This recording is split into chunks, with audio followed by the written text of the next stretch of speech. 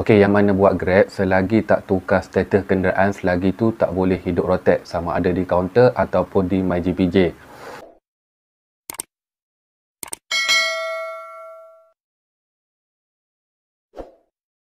Okey, Assalamualaikum warahmatullahi wabarakatuh dan salam sejahtera. Bertemu kembali di channel Akid Akmal, channel yang memberikan informasi berkenaan dengan urusan-urusan di kaunter JPJ. Okey, video kali ini saya nak kongsikan berkenaan dengan kenderaan e-hailing. Seperti sedia maklum, sesiapa yang buat Grab tetapi tak tukar lagi status kenderaan, dia tak boleh nak hidup rotek. Okey, so saya buat video ni, yang mana nak terus buat Grab, boleh tengok video yang pertama. Yang mana nak stop buat Grab, tengok video yang kedua. Okey, so saya pecahkanlah supaya mudah untuk penonton-penonton ikut step yang saya ajar dan apa dokumen yang perlu dibawa. Okey, untuk sesi yang pertama saya akan terangkan macam mana nak tukar status kenderaan daripada persendirian kepada e-hailing. Percuma sahaja, tak perlu bayar apa-apa di kaunter JPJ, hanya di Puspakom sahaja. Okey, dokumen yang pertama sekali diperlukan adalah borang JPJ EH1, iaitu borang perisytiharan kenderaan e-hailing. Okey,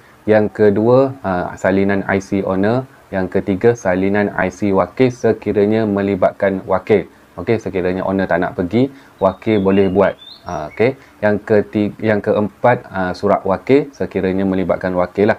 Okey, nanti kalau yang contoh-contoh ni boleh PM dekat email saya kongsikan macam mana contoh-contoh yang diperlukan. Okey, yang seterusnya, yang kelima, borang JPJ K8, iaitu borang pindaan maklumat. Okey, yang ni ramai salah isi sebabnya semua item-item dia isi. Yang perlu isi di bahagian belakang saja, itu kategori kelas kegunaan. Dan tu perlu diisi kenderaan persendirian e-hailing. Itu saja.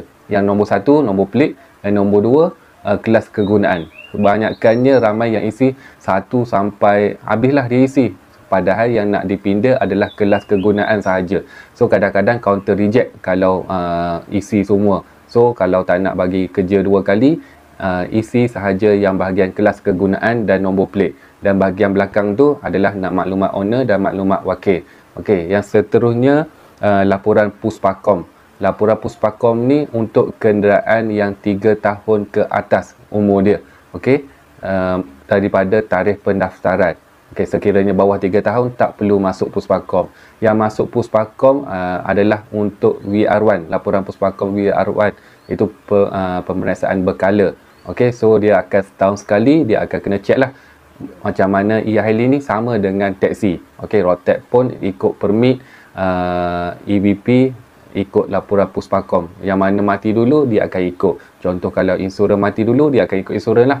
Dia ada 3, yang pertama insurans, EVP dan satu lagi Puspakom. Yang mana mati dulu, rotek akan ikut. Okey, dan seterusnya dokumen yang diperlukan adalah salinan geran. Yang ni standby lah kalau dia minta, kalau bagi. Dan yang terakhir sekali adalah EVP, permit kenderaan e-hailing. Okey, yang mana buat Grab tu tahulah yang mana EVP. So itu saja dokumen yang diperlukan untuk tukar kelas kegunaan. Okey, seperti sedia maklum, kenderaan berumur 15 tahun ke bawah sahaja boleh buat Grab. 15 tahun ke atas memang tak layak lah. Okey, untuk kenderaan 3 tahun ke atas, dia kena masuk Puspakom dahulu. Untuk kenderaan 3 tahun ke bawah atau kenderaan baru, boleh tukar terus kelas kegunaan di kaunter JPJ. Cuma sediakanlah dokumen-dokumen. Yang mana nak surat wakil, nak contoh yang lain, boleh PM dekat email saya. Okey, itu sahaja untuk tukar kelas kegunaan daripada persendirian individu kepada e-hailing. Selagi tak tukar, selagi tu tak boleh nak hidup rotek. Tu yang nak teruskan buat Grab. Okey, yang mana nak batal, boleh tengok video seterusnya. Video yang kedua ni saya nak terangkan macam mana nak tukar status persendirian e-hailing kepada persendirian individu. Makna kata dia nak patah balik lah, dia tak nak buat Grab dah. Okey, yang pertama sekali dia kena batal dulu EVP. Selagi tak batal, dia tak boleh nak tukar. Sebab kita akan cek dalam sistem EVP tu sama ada aktif atau tidak aktif. Kalau tak aktif, baru kita boleh proceed yang seterusnya. Okey, kebiasaannya untuk batal ni dia ambil masa dalam 5 hari bekerjalah. Boleh buat secara online. Okey, yang kedua, borang K8 sama juga macam mohon, nak batal pun kena mohon sebab dia tukar kelas kegunaan. Okey, yang ni pun sama, isi bahagian kelas kegunaan sahaja. Yang lain tak perlu. Nombor enjin, nombor chassis, tahun, yang tu tak perlu. yang perlu hanya tukar kelas kegunaan sahaja. Sebab memang ramai. Nak tukar enjin pun sama. Dia akan isi semua untuk maklumat yang dipinda. Padahal yang nak dipinda adalah kelas kegunaan sahaja. Okey, yang seterusnya IC, salinan IC wakil sekiranya melibatkan wakil. Okey, yang ni tak perlu surat wakil. Sebabnya dalam borang tu dah ada untuk tukar kelas kegunaan daripada persendirian e-hailing kepada persendirian individu. Cuma yang video yang pertama tadi perlukan surat wakil. Yang ni tak perlu.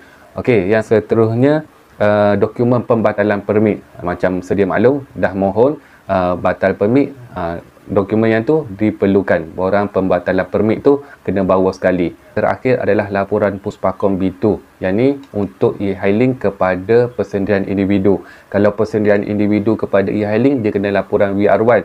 Okey, dia tak sama. Untuk e-hailing kepada persendirian individu, dia kena masuk Puspakom buat laporan B2.